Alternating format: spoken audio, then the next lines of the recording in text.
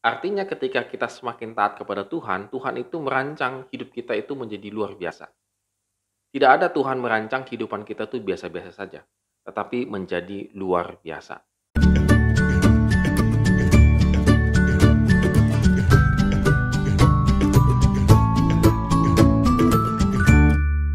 Good morning, good readers. Hari ini kita akan kembali merenungkan firman Tuhan dan tetap sukacita, tetap bersyukur apapun yang terjadi yang kita alami dalam kehidupan ini, sehingga nama Tuhan yang kita selalu muliakan.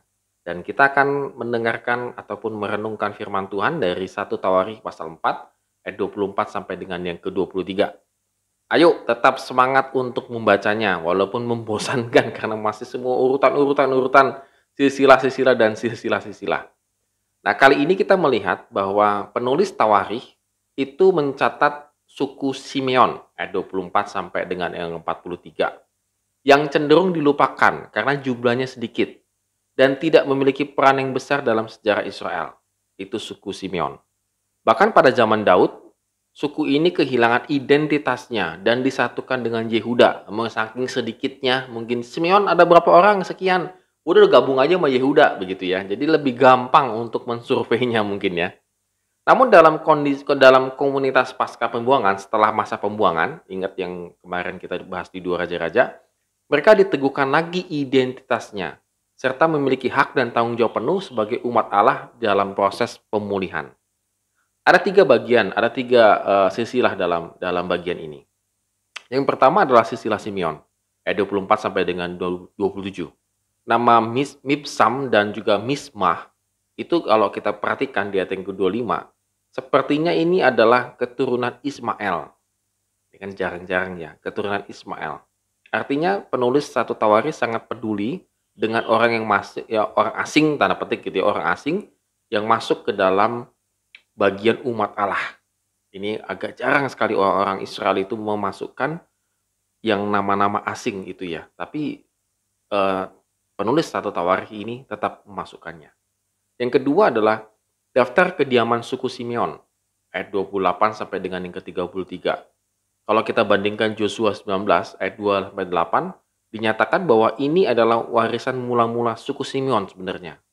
Namun tampaknya sebagian warisan tersebut diambil suku Yehuda setelah masa pembuangan.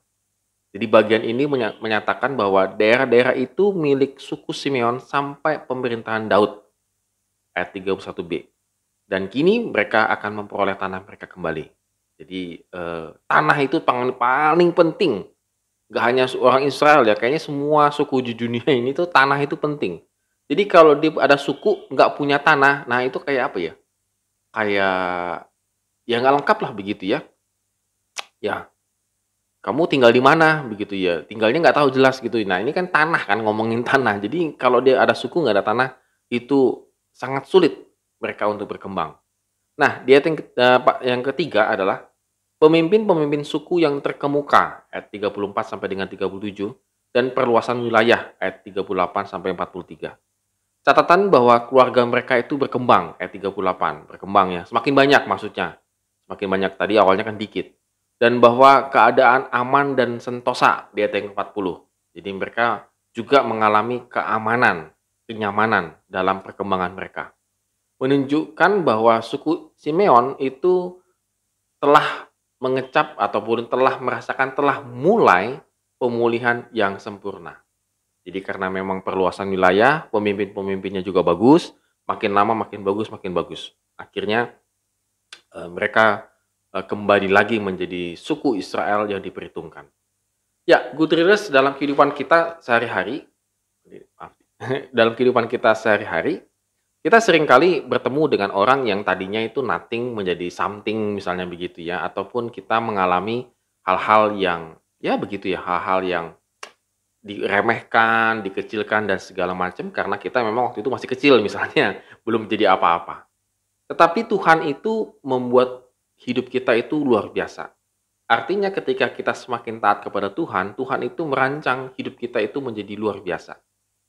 Tidak ada Tuhan merancang kehidupan kita itu biasa-biasa saja, tetapi menjadi luar biasa. Dan termasuk suku Simeon yang tadi kita pelajari, memang awalnya kecil, tetapi akhirnya ketika mereka berkembang menjadi ada pemimpin yang hebat sampai memiliki perluasan nilai yang cukup bagus.